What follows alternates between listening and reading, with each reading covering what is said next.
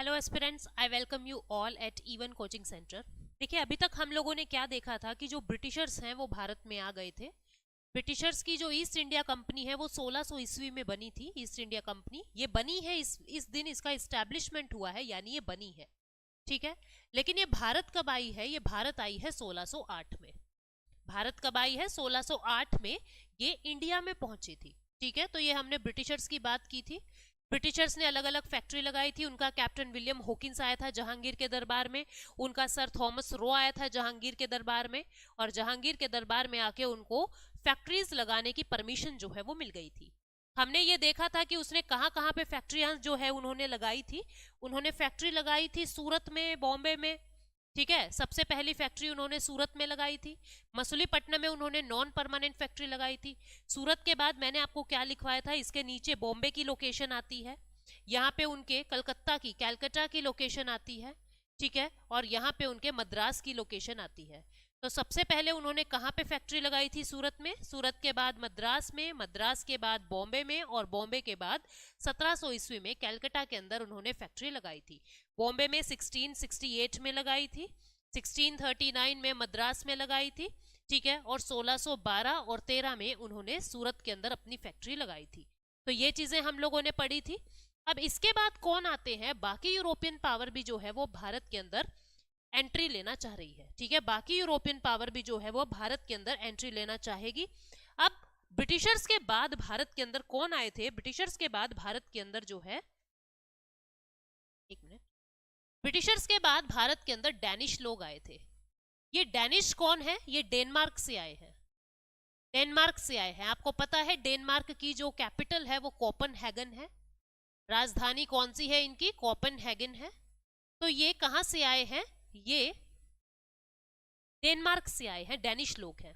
ये लोग भी व्यापार करना चाहते हैं। ये लोग भारत में कब आए हैं? ये लोग 1616 ईस्वी में भारत में आए हैं। कब आए हैं? 1616 ईस्वी में भारत के अंदर आते हैं। और यहाँ पे अब ये भी फैक्ट्री लगाते हैं, लेकिन लास्ट में अपना सारा सामान बेच के, अंग्रेजों को बेच के निकल जाएंगे। ठीक है, तो आप देख रहे हो कि ये 1616 में भारत आते हैं। इन्होंने अपना जो हेडक्वार्टर बनाया है वो कहाँ बनाया है? इन्होंने अपना हेडक्वार्टर ट्रैंक्वेबर में बनाया है। ट्रैंक्वेबर ये जगह कहाँ है आज के दिन? आज के दिन ये जगह जो है वो तमिलनाडु में है। ठीक है, इसको आज के दिन क्या कहते हैं? इसको आज के दिन कहते हैं थिरुम्बगाड़ी। थिरुम्बगाड़ी ये जगह है, आज के दिन इसको इस नाम से जानते हैं। तमिलनाडु के अंदर ये जगह है, नाम क्या है? ट्रैंक्वेबर के अंदर इन्होंने अपना हेडक्वार्टर जो है वो बनाया था। किन्होंने? डैनिश लोगों ने बनाया था। ठीक है, और ये क्या करते हैं? यहाँ पे एक फेमस फोर्ट है, जिस फोर्ट का नाम क्या है? यहाँ पे एक फेमस फोर्ट है, और उस फोर्ट का नाम क्या है? फोर्ट डेंसबर्ग। फोर्ट डेंसबर्ग यहाँ पे एक फेमस फोर्ट है, जो इन्हीं लोगों का फोर्ट है। ठीक है, अब ये क्या करेंगे? 1668 में एक फैक्ट्री लगाएंगे सीरमपुर, बंगाल में। डैनिश लोग 1668 में एक फैक्ट्री लगाते हैं। फैक्ट्री कहाँ पे? सीरमपुर। सीरमपुर कहाँ है? सीरमपुर के अंदर एक फैक्ट्री लगाते हैं, जो कहाँ है? बंगाल के अंदर है। ठीक है, यहाँ पे एक फैक्ट्री लगाते हैं, और क्या करेंगे? ये इन एंड अपना सारा सामान जो है अंग्रेजों को बेच देंगे। कब? 1845 में। ठीक है, ये जो फैक्ट्री लगी है ये 1676 में लगी है स्टूडेंट, 1668 में नहीं, 1676 में इन्होंने फैक्ट्री लगाई है। और 1845 में ये अपने सारे एसेट्स को, अपनी सारी की सारी पूंजी को बेच के निकल जाते हैं। पूंजी को सोल्ड आउट कर देते हैं। और सोल्ड किसको करते हैं? Sold out to Britishers. Britishers को अपनी सारी पूंजी जो है वो बेच के निकल जाते हैं। तो इतनी सी बात आपको डैनिश के बारे में पता होनी चाहिए। मैं फिर से रिवाइज करवा देती हूँ। डैनिश कहाँ से आए हैं? डेनमार्क से आए हैं। कैपिटल क्या है डेनमार्क की? कोपनहेगन। 1616 ईस्वी में भारत आए। हेडक्वार्टर कहाँ बनाया? ट्रैंक्वेबर, तमिलनाडु के अंदर, जो आज के दिन थिरुम्बगारी के नाम से जाना जाती है। यहाँ पे इनका एक फेमस फोर्ट है, डेंसबर्ग का फोर्ट। 1676 में इनकी फैक्ट्री लगी है सीरमपुर, बंगाल के अंदर। और 1845 में ये अपने सारे जो एसेट्स हैं वो बेच के ब्रिटिशर्स को बेच के बाहर निकल लेते हैं, यानी भारत से चले जाते हैं। अब इसके बाद कौन आएंगे? देखो हमने क्या देखा, सबसे पहले कौन आए हैं? पुर्तगाली आए हैं, पोर्टुगीज आए हैं। ठीक है। उसके बाद कौन आए थे? डच लोग आए थे। उसके बाद कौन आए हैं? ब्रिटिशर्स लोग आए हैं। ब्रिटिशर्स के बाद अभी हमने क्या देखा? डैनिश लोग आए हैं। अब डैनिश के बाद कौन आएंगे? फ्रेंच लोग आएंगे। ठीक है, ये इतनी सारी यूरोपियन पावर भारत में आती है। अब हम फ्रेंच का इन्वेजन भारत के अंदर, फ्रेंच का इनकमिंग, फ्रेंच का एडवेंट भारत के अंदर समझते हैं। तो फ्रेंच भारत में कब आए थे? फ्रेंच भारत में 1664 में आए थे। फ्रेंच भारत में कब आए हैं? 1664 में। तो अब हम क्या बात कर रहे हैं? अब हम फ्रेंच का एडवेंट पढ़ रहे हैं, यानी फ्रेंच का आना पढ़ रहे हैं। फ्रेंच भारत में कब आए थे? 1664 में। जो फ्रेंच लोग हैं, जो फ्रांसीसी लोग हैं, हिंदी वाले एस्पिरेंट इसको क्या कहेंगे? फ्रांसीसी। ये लोग 1664 में भारत आए थे। इस क्लास में हम लेटर मुगल को ज्यादा पढ़ेंगे। ठीक है, ये एक बार हम देख लें कि कौन कौन सी यूरोपियन शक्तियां भारत आई थी। इसके बाद अपने को लेटर मुगल जरूर कवर करना है, क्योंकि लेटर मुगल से क्वेश्चन जो है ज्यादा निकलते हैं और बच्चे जो है उसको छोड़ देते हैं इंपॉर्टेंट ना समझते हुए। ठीक है, 1664 में इनकी फैक्ट्री स्टैब्लिश हुई थी। जैसे ईस्ट इंडिया कंपनी है, ऐसी इनकी जो कंपनी है वो 1664 में ही स्टैब्लिश हुई है। इनकी जो कंपनी है फ्रेंच के अंदर, यानी फ्रांस के अंदर, वो 1664 में ही बनी और 1664 में ही ये भारत के अंदर आ जाते हैं। भारत में भी ये 1664 में ही आ जाते हैं। जबकि अंग्रेजों की फैक्ट्री 1600 में बनी थी, वो भारत आए हैं 1608 में। ये लोग भारत आए हैं 1664 में और इनकी कंपनी भी 1664 में ही बनी थी। ठीक है, तो 1664 में ये भारत आते हैं। और फिर उसके बाद क्या होता है? उस समय इनका किंग कौन था? उस समय इनका किंग था लुइस। इनका जो किंग है, मतलब उस समय फ्रेंच किंग कौन था? लुइस 14। पूछा जाता है ये सवाल। लुइस 14 इनका किंग था। और जो ये किंग है, ये अपने एक मिनिस्टर को भारत भेजता है। ये अपने एक मिनिस्टर को इंडिया में भेजता है, भारत में भेजता है। ठीक है, भारत में भेजता है। उस मिनिस्टर का नाम क्या था? उस मिनिस्टर का नाम था कोलबर्ट। क्या नाम था उस मिनिस्टर का? कोलबर्ट। काफी इंपॉर्टेंट है, पेपर में पूछा जाता है। ये लुइस 14 द्वारा भेजा गया एक मिनिस्टर था जिसका नाम था कोलबर्ट, जो भारत में व्यापार करने, भारत में ट्रेड करने आता है। ठीक है, और इन्होंने क्या किया? 1668 में, 1668 में अपनी फर्स्ट फैक्ट्री स्टैब्लिश कर दी। अपनी फर्स्ट फैक्ट्री स्टैब्लिश कर दी। और ये फर्स्ट फैक्ट्री कहां लगा दी इन्होंने? सूरत में अपनी फर्स्ट फैक्ट्री लगा दी। आप देख रहे हो, सूरत के अंदर ही सारे लोग अपनी फैक्ट्री लगा रहे हैं, चाहे वो ब्रिटिशर्स है, चाहे वो फ्रेंच है, चाहे वो पोर्चुगीज है। उनको यही है कि पास में ही अपने को बंदरगाह मिल गया और एक अच्छा कॉटन टेक्सटाइल की जगह मिल गई, तो इन्होंने सूरत के अंदर अपनी जो है वो फैक्ट्री जो है वो लगा दी। ठीक है, फर्स्ट फैक्ट्री थी इनकी 1668 में। इन्होंने एक गवर्नर भेजा जिसका नाम था फ्रैंकोइस मार्टिन। कब भेजा? 1672 में। इनका 1672 में इनका एक गवर्नर आता है। उस गवर्नर का नाम क्या था? François Martin. François Martin. ठीक है, और इस फ्रैंकोइस मार्टिन ने क्या किया? इन्होंने कैप्चर कर लिया, इन्होंने कब्जा कर लिया। किसको कब्जा कर लिया? इन्होंने पौंडीचेरी को। कब्जा किसको कर लिया? पौंडीचेरी को इन्होंने कब्जा कर लिया।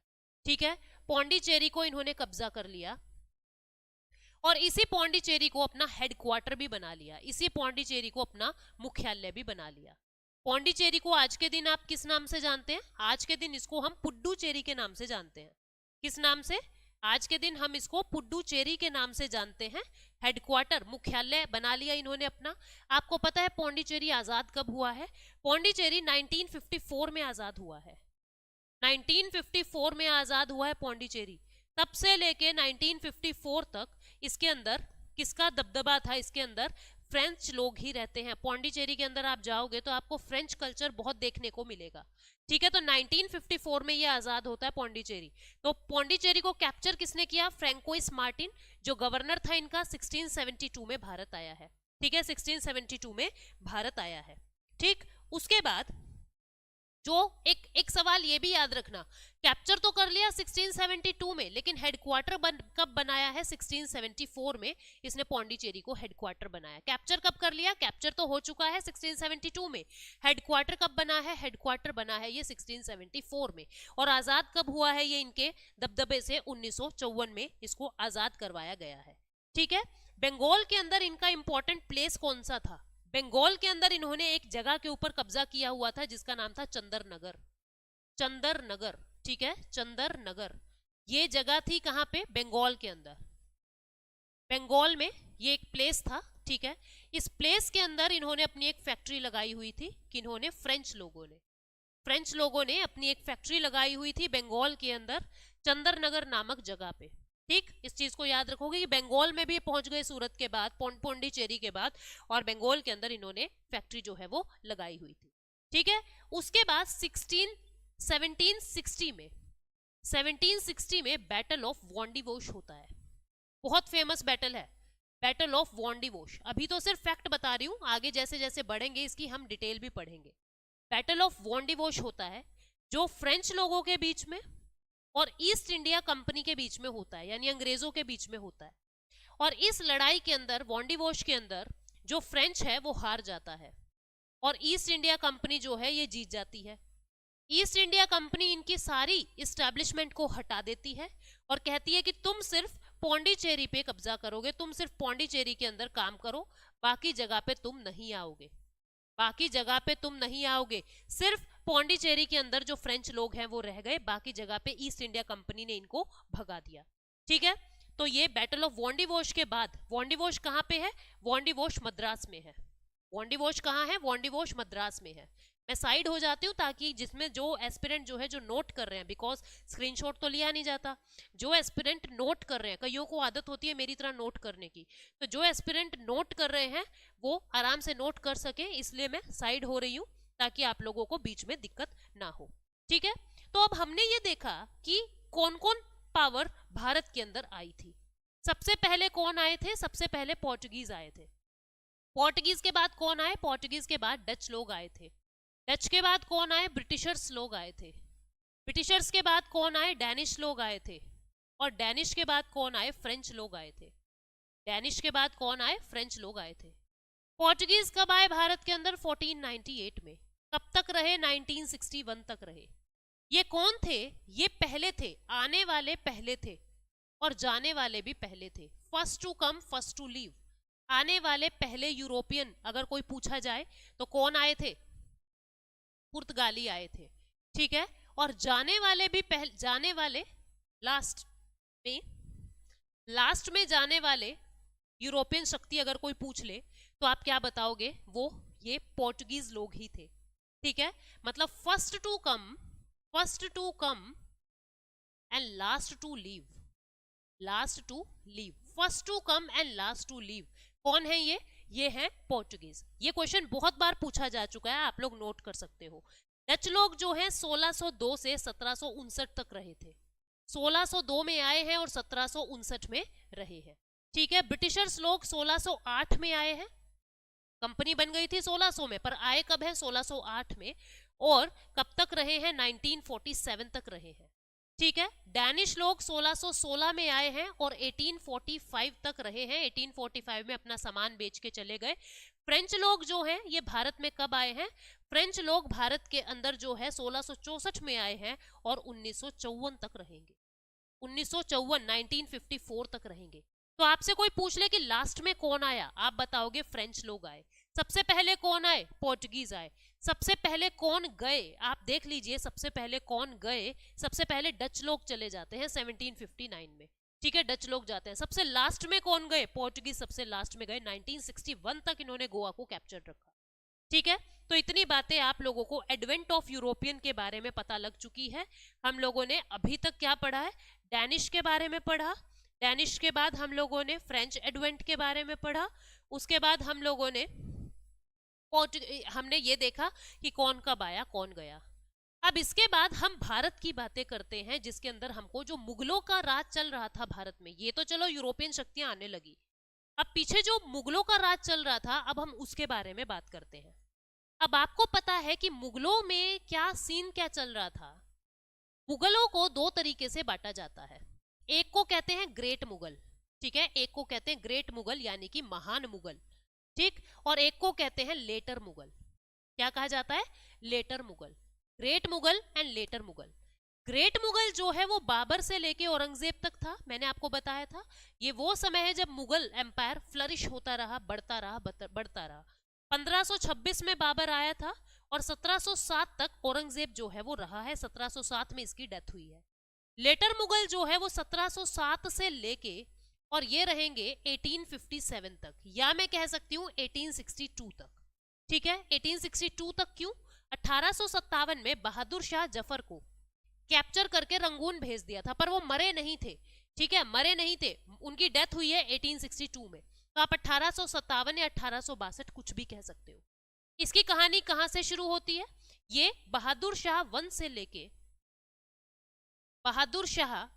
लेके और बहादुर शाह 2 तक इनकी कहानी शुरू रहती है। बहादुर शाह 2 को ही बहादुर शाह जफर कहते हैं, और बहादुर शाह 1 कैसे आए, अब हम उसकी बातें समझते हैं। अब आपको पता है कि 1707 में औरंगजेब की डेथ हो गई थी। औरंगजेब की डेथ हो गई थी 1707 में। इसके 4 बेटे थे, ठीक है, और मौत के बाद 2 ही रह गए थे। 2 बंदे जो है, 2 जो है वो मौत से पहले ही, इसकी मौत से पहले ही वो गुजर चुके थे। 2 ही लोग रह गए थे जो इसकी मौत के समय तक रहे थे। ठीक है, अब होता क्या है, देखो औरंगजेब 1707 में मर जाता है।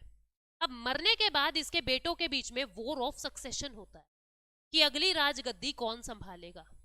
ठीक है, उनमें लड़ाई किस किस की हुई? मुअज्जम की हुई। मुअज्जम की लड़ाई हुई वर्सेस मुअज्जम के साथ किसकी लड़ाई हुई? वॉर ऑफ सक्सेशन में लड़ाई होती है मुअज्जम के साथ आजम शाह की।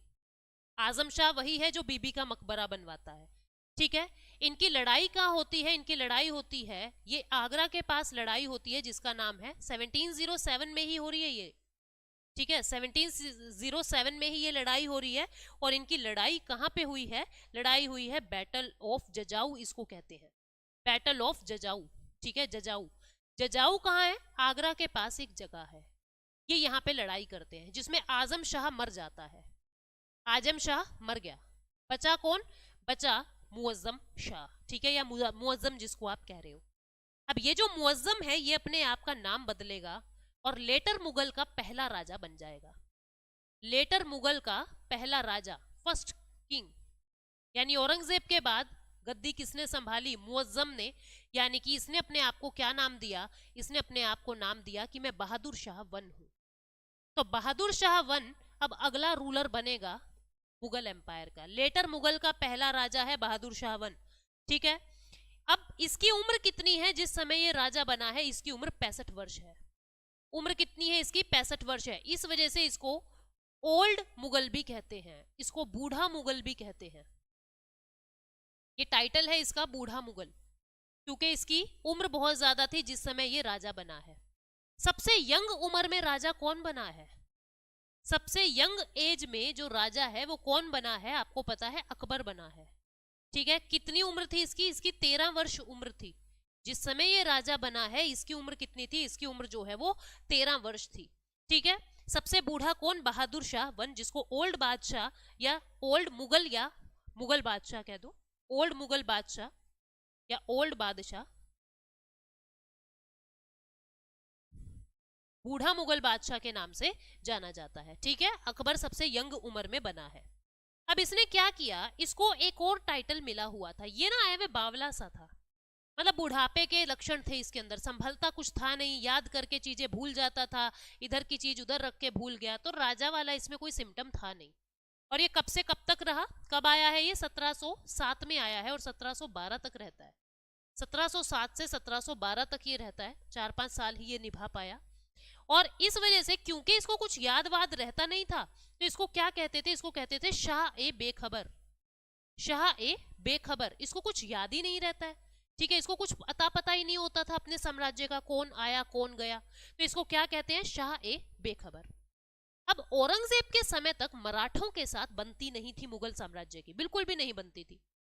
तो आपको पता है शिवाजी के साथ इनकी लड़ाई हुई, संभाजी के साथ, संभाजी को मरवाया। अब संभाजी का जो बेटा है शाहू जी, उसको जेल में बंद किया हुआ था, औरंगजेब ने उसको जेल में बंद किया हुआ था। तो जो ये व्यक्ति है बहादुर शाह 1, ये दोस्ती करना चाहता है, क्योंकि लड़ाई वड़ाई इसके बस की है नहीं। ये क्या करेगा, ये बंदा बहादुर को भी एक लेटर भेजेगा फ्रेंडशिप का, वो मना कर देंगे। ये इधर जाटों के साथ, हरियाणा के जाटों के साथ भी दोस्ती करने की सोचता है। जो जयपुर के राजा थे उनके साथ भी दोस्ती कर लेता है। ठीक है। और इसी तरीके से अब ये मराठों के साथ भी दोस्ती करना चाहता है। इसको क्या हो गया कि यार मैं लड़ूंगा तो मैं शायद हार जाऊंगा, बुढ़ापे में कौन लड़ाई करेगा। तो ये दोस्ती का हाथ बढ़ाता है सबकी तरफ कि मैं सबको दोस्त बना लूं तो मुझे लड़ना नहीं पड़ेगा। तो इन्होंने मराठों के साथ भी अच्छे रिलेशन बनाने के लिए क्या किया, मराठों के साथ अच्छे रिलेशन बनाने के लिए इन्होंने किया ये कि जो वो शाहू जी था, शंभाजी का बेटा यानी शिवाजी का पोता, grand son of Shivaji, grand son of Shivaji, उसको रिलीज कर दिया, उसको जेल से निकाल दिया। ठीक है, उसको रिलीज कर दिया, उसको जेल से निकाल दिया, ताकि मराठे लोग हमसे दोस्ती करने को एग्री हो जाए, और इसने शाहू जी को रिलीज कर दिया। ठीक है। अब जो सिख लीडर था बंदा बहादुर, उसके पास भी इसने फ्रेंडशिप का लेटर भेजा, लेकिन उसने इसको तलवार से जवाब दिया। वो कहता हम तुम्हें नहीं मानेंगे, हम तुम्हारी दोस्ती एक्सेप्ट नहीं करेंगे। और इनकी लड़ाई होती है बहादुर शाह वन की, और बंदा बहादुर की लड़ाई होती है पंजाब में। बंदा बहादुर की लड़ाई होती है कहां पे होती है, ये एक सिख लीडर था, और इनकी लड़ाई होती है कहां पे, इनकी लड़ाई होती है पंजाब में। ठीक है, पंजाब के अंदर इनकी लड़ाई होती है, और जिस लड़ाई में बहादुर शाह वन की डेथ हो जाती है, ये मर जाता है, ये मर गया, और बंदा बहादुर जो है वो जीत गए। वैसे लड़ाई हुई नहीं थी, उससे पहले ही बहादुर शाह वन की जो डेथ है वो तबीयत खराब होने की वजह से ही हो जाती है। लड़ाई करने जा तो रहे थे, बट रास्ते में इनकी तबीयत काफी खराब हो जाती है, और बहादुर शाह वन जो है वो एक्सपायर हो जाते हैं, ये गुजर जाते हैं, इनकी डेथ हो जाती है। तो बहादुर शाह वन इस तरीके से पंजाब में मर गए। अब अगला राजा बनेगा बहादुर शाह वन के बाद सेकंड रूलर कौन बना, टोटल 8 बने थे, ये सेकंड पे आए हैं, जिसका नाम था जहांदार शाह। जहांदार शाह ये तो बिल्कुल ही मूर्ख था। जहांदार शाह ये कब से कब तक रहा, 1712 से लेके 1713 तक, एक ही साल रहा। इसको लंपट मूर्ख कहा जाता था। क्या कहा जाता था, लंपट मूर्ख। ये मूर्ख था बिल्कुल। लंपट मतलब निरख, यूं कहते हैं ना, निराधूर्त है, मतलब बिल्कुल ही पागल है, लंपट मूर्ख इसको कहा जाता था। इसने एक लड़की से शादी की, उस लड़की का नाम क्या था, लाल कुंवर। इसने शादी करी किससे,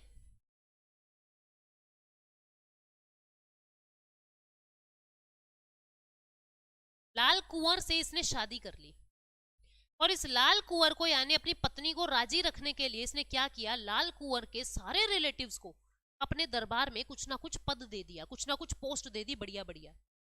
अब जो इसके दरबार में ऑलरेडी लोग थे उनको प्रॉब्लम होने लगी कि ये तू किनको घुसा रहा है दरबार में, जान ना पहचान, ऐसे ही कोई इनएफिशिएंट से जिनके अंदर कुछ है भी नहीं दम, जिनके अंदर कुछ सोच समझने की ताकत भी नहीं है, तो उनको साम्राज्य में घुसा रहा है, इससे दिक्कत हो जाएगी। तो बाकी लोग इसके खफा हो गए, जो इसके दरबार के लोग थे वो इससे नाराज हो गए। दरबार के अंदर ही सैयद ब्रदर्स भी थे। ये सैयद ब्रदर्स कौन थे, सैयद ब्रदर्स कौन थे, जिनको किंग मेकर कहा जाता है। इन्होंने चालाकी से बहुत सारे राजाओं को बनवाया है, बहुत सारे राजाओं को मारा है, ये अपनी मर्जी से जो है वो राजा बनाते थे। सैयद ब्रदर्स थे जिनका नाम था अब्दुल्ला खान, अब्दुल्ला खान और हुसैन खान, अब्दुल्ला खान एंड हुसैन खान, ये दो भाई थे सैयद ब्रदर्स। ठीक है, इन्होंने क्या किया, सैयद ब्रदर्स ने ऐसे देखा ये जहांदार तो पागल हो गया, पता नहीं किस किस को घुसाए जा रहा है दरबार में, तो लोगों को बताया कि जहांदार शाह तुम्हारे लिए सही नहीं है, और इसके लिए उल्टी सीधी बातें लोगों के दिमाग में फीड कर दी, लोगों को गुस्सा आया और जहांदार शाह को मरवा दिया। जो जहांदार शाह है वो मर गया। यानी अब सत्ता किसके हाथ में है, इन दोनों भाइयों के हाथ में है, किंग मेकर के हाथ में है। अब ये अपनी मर्जी से एक नया राजा बनाएंगे। ये कैसा राजा बनाएंगे, ये ऐसा राजा बनाएंगे जिसके अंदर दिमाग नहीं है और जो कठपुतली की तरह बस इनके इशारों पे चलता रहे। इन्होंने नेक्स्ट रूलर यानी तीसरा रूलर किसको बनाया, इन्होंने तीसरा रूलर बनाया फर्रुख सियार को। किसको, फर्रुख सियार को तीसरा रूलर बनाया, जो 1713 से लेके 1719 तक रहेगा। 1713 से 1719 तक फर्रुख सियार जो है वो राजा रहेगा। ठीक है, 1713 से 1719। अब हुआ क्या, एक बार फर्रुख सियार की तबीयत खराब हो गई, इसको कोई फोड़ा फुंसी हो गई, तो ब्रिटिशर्स भी इंप्रेस करना चाहते थे इनको, मुगलों को, क्योंकि मुगल ही है जो इनको व्यापार की सारी परमिशन दे रहे थे। तो जो ब्रिटिशर्स हैं उन्होंने अपना सर्जन जो है, सर्जन जिसका नाम था विलियम हैमिल्टन, सर्जन का नाम क्या था? William Hamilton. विलियम हैमिल्टन को फर्रुखसियार का इलाज करने भेज दिया और विलियम हैमिल्टन जो एक डॉक्टर थे उन्होंने इसको ठीक कर दिया, इन्होंने इसको ठीक कर दिया। ठीक कर दिया तो बदले में इन्होंने बहुत सारा मतलब प्रेज तो की ही, और उनको एक राइट दे दिया, एक अधिकार दे दिया फर्रुखसियार ने, क्या कि बंगाल में आप लोग, बंगाल में ब्रिटिशर्स, मतलब वो मुकेम्बो खुश हुआ तो बंगाल में ब्रिटिशर्स ड्यूटी फ्री ट्रेड कर सकेंगे। कैसा? ड्यूटी फ्री ट्रेड कर सकेंगे, मतलब कि जितना भी व्यापार करो आप बंगाल के अंदर, आपके ऊपर एक्सपोर्ट और इंपोर्ट पे कोई भी टैक्स नहीं लगेगा। इंपोर्ट एक्सपोर्ट फ्री कर सकते हो आप, आपको कोई भी टैक्स, कोई भी कर आपको नहीं देना है। ये बात इसने कर दी मूर्ख ने, और बदले में 3,000 रुपए में बिक गया। 3,000 रुपए खुद ने ले लिए कि देखो मैंने फ्री में काम नहीं करवाया, मैंने उनको टैक्स फ्री किया है, लेकिन 3,000 रुपए लिए। क्या होता है 3,000 से? इतनी सारी पावर जो है वो इसको दे दी। तो 3,000 रुपए के बदले इसने ड्यूटी फ्री, कोटा फ्री जो ट्रेडिंग राइट्स है उसको दे दिए। ठीक है। अब जो बंदा बहादुर था वो लड़ने गया था पिछले वाले राजा से, पर लड़ाई होने से पहले ही वो राजा मर चुका है। अब फिर से बंदा बहादुर की लड़ाई होगी, बंदा बहादुर की लड़ाई होगी। किससे? फर्रुखसियार से। फर्रुखसियार से लड़ाई होगी बंदा बहादुर की। ठीक है। और ये फर्रुखसियार जो है वो इसको मरवा देगा। बंदा बहादुर को किल्ड, मतलब बंदा बहादुर जो है वो मर गए और फर्रुखसियार जीत गया। ठीक है। इसकी लड़ाई होती है फर्रुखसियार से और बंदा बहादुर जो है उसको मरवा दिया इसने। ठीक। अब दूसरी तरफ क्या हुआ, जो सैयद ब्रदर हैं उनको चिंता हो गई कि ये तो बड़ा चालाक निकला, हम तो मूर्ख समझ रहे थे, इसने तो बंदा बहादुर को भी मरवा दिया। अब सैयद ब्रदर के दिमाग में ये हो गया कि ये फर्रुखसियार कहीं हमें ही तो नहीं मरवा देगा। और वो जो सैयद ब्रदर्स हैं वो अब क्या करेंगे, वो अब और पावरफुल व्यक्ति के साथ, यानी कि जो सैयद ब्रदर्स हैं वो अब क्या करेंगे, वो अब किसके साथ? मराठा के साथ एक ट्रीटी करेंगे। मराठा के साथ। कौन था ये मराठा? बालाजी विश्वनाथ। बालाजी विश्वनाथ के साथ एक संधि करेंगे। इसको क्या कहते हैं? Treaty of Delhi. दिल्ली की संधि करते हैं, ट्रीटी ऑफ दिल्ली करते हैं। और इस ट्रीटी ऑफ दिल्ली में क्या कहते हैं कि देखो भाई, हम तुमको पावर देंगे, हम तुमको अधिकार देंगे, और तुम बस ऐसा करो, इस फर्रुखसियार को मरवा दो। ठीक है। और इधर से बालाजी विश्वनाथ ने फर्रुखसियार को मरवा दिया। अब फर्रुखसियार भी मर गया। फर्रुखसियार को मरवा दिया बालाजी विश्वनाथ ने, क्योंकि इनकी संधि हो गई थी, treaty of Delhi. Syed brother और बालाजी विश्वनाथ एक दूसरे से मिले हुए थे और इन्होंने, सैयद ब्रदर ने फर्रुखसियार को मरवा दिया। ठीक है। और जो ये फरमान दिया था, ये कब दिया था? ये 1717 में दिया था। बंगाल वाला जो दिया था ना, ये 1717 में दिया था फर्रुखसियार ने, इस बात को याद रखना। ठीक। और इस तरीके से अब सैयद ब्रदर ने फर्रुखसियार को मरवा दिया। फर्रुखसियार को मरवा दिया तो अब नए रूलर की बारी आ गई। नया रूलर कौन बना, यानी अब पांचवा रूलर कौन बना? आई थिंक फोर्थ है। फोर्थ रूलर कौन बना? फोर्थ रूलर बनता है मोहम्मद शाह। मोहम्मद शाह ये मरवाएगा सैयद ब्रदर्स को। इसको टाइटल मिला रंगीला का। टाइटल क्या मिला? रंगीला। पूरा नाम है इसका मोहम्मद शाह रंगीला। क्यों इसको रंगीला कहते थे? ये अपना ज्यादातर समय जो है वो हराम में गुजारता था। हराम में अपना समय गुजारता था। हराम क्या था? जहां पे महिलाएं रहती है, मतलब वैश्यावृत्ति में। प्लेजर लविंग राजा था, दारू वारू के नशे में रहता था सारे दिन, महिलाएं, शराब शबाब, इस तरीके से प्लेजर लविंग राजा था ये। कौन? मोहम्मद शाह। नाम क्या दे दिया? रंगीला है। कहते हैं ना बड़े रंगीले मिजाज के हो, तो ये रंगीला, मोहम्मद शाह रंगीला। ठीक है। इसने जजिया को एबॉलिश कर दिया पूरी तरीके से, और ये वो लास्ट राजा था जब, जिसके बाद अब जजिया कभी नहीं लगेगा। इसने जजिया कर को, वो जो मंदिर जाने पे टैक्स लगता था, जजिया कर को पूरी तरीके से एबॉलिश कर दिया। पहला मुगल रूलर कौन था जिसने जजिया को खत्म करने की कोशिश की थी? पहला मुगल रूलर था अकबर। लेकिन फिर जिसने जजिया को खत्म करने की कोशिश की थी, जजिया को खत्म करने की कोशिश की थी, ठीक है, कोशिश की थी और कर दिया था, लेकिन औरंगजेब में इसको फिर से लागू कर दिया था। अब औरंगजेब के बाद जो मोहम्मद शाह रंगीला है, इसने फिर से इस जजिया कर को जड़ से खत्म कर दिया। ठीक है, यानी अब जो जजिया है वो लोगों पर नहीं लगेगा, अब नहीं लगेगा।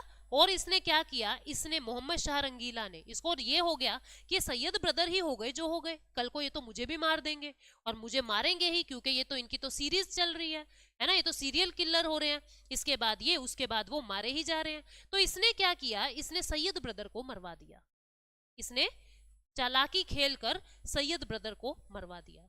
अब ये सैयद ब्रदर मर गए, और इसी वजह से जो ये रंगीला है ये बहुत लंबे समय तक 1748 तक जो है मोहम्मद शाह रंगीला गद्दी पर रहेगा, क्योंकि अब सैयद ब्रदर तो मर चुके हैं जो सारे राजाओं को मरवा रहे थे। ये 1719 से लेके 1748 तक जो है वो गद्दी पे रहता है। ठीक है, और फिर 1748 के बाद क्या होगा, इसी के समय में एक और काम होता है। 1739 में नादिर शाह का अटैक होता है भारत में, नादिर शाह भारत में आता है। ठीक है, इसका आक्रमण होता है भारत में, और ये क्या करता है, ये मयूर सिंहासन को ले जाता है। मयूर सिंहासन जो दिल्ली में था, मयूर सिंहासन यानी पीकॉक थ्रोन, उसको ले जाता है अपने साथ। ठीक, पीकॉक थ्रोन को ले जाता है, और उस पीकॉक थ्रोन में कहाँ ले जाता है, ईरान में ले जाता है। ईरान उस समय का पर्शिया, ठीक है, पर्शिया में ले जाता है, ईरान में ले जाता है। और इस मयूर सिंहासन में ही लगा हुआ था कोहिनूर हीरा, और इस तरीके से जो ये कोहिनूर हीरा है ये ईरान के अंदर पहुंच जाता है, पर्शिया के अंदर पहुंच जाता है। ठीक है, 1747 में नादिर शाह मर जाता है, नादिर की डेथ हो जाती है, नादिर शाह जो है वो मर जाता है 1747 में। और मरने के बाद इसका एक कमांडर, क्या नाम है, इसका एक कमांडर था जिसका नाम क्या है, जिसका नाम है अहमद शाह अब्दाली, अहमद शाह अब्दाली। अहमद शाह अब्दाली खुद को, मैं अगले पेज पे लिखती हूं, अहमद शाह अब्दाली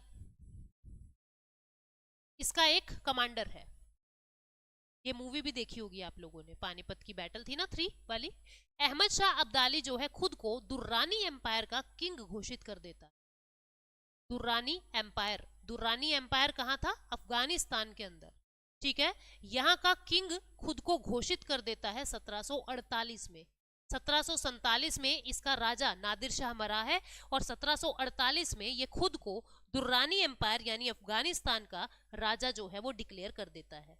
ठीक है, अब जो नादिर शाह है इसकी लड़ाई होती है 1739 में ही, किसके साथ, बैटल ऑफ करनाल होती है, battle of Karnal. Battle of Karnal किस किसके बीच में हुई 1739 में, वेरी इंपॉर्टेंट पॉइंट, ये मोहम्मद शाह रंगीला, मोहम्मद शाह रंगीला और नादिर शाह के बीच हुई थी, जिसके अंदर नादिर शाह जीत जाता है, ये विनर है, और जो ये व्यक्ति है रंगीला, इसकी डेथ हो जाती है, ये मर जाता है। इस तरीके से रंगीले का भी अंत हो गया 1739 में। और अगला रूलर अब कौन बनेगा, ये बनेगा अहमद शाह। कौन बनेगा, अहमद शाह 1748 में। तब तक तो नादिर शाह अपने कमांडर से ही सारा काम करवा रहा था भारत में। ठीक है, 1748 में न्यू रूलर बनेगा कौन, ये बनेगा अहमद शाह। ये अब्दाली वाला बात नहीं कर रही हूं मैं, ये बेटा है मुगल राजा का।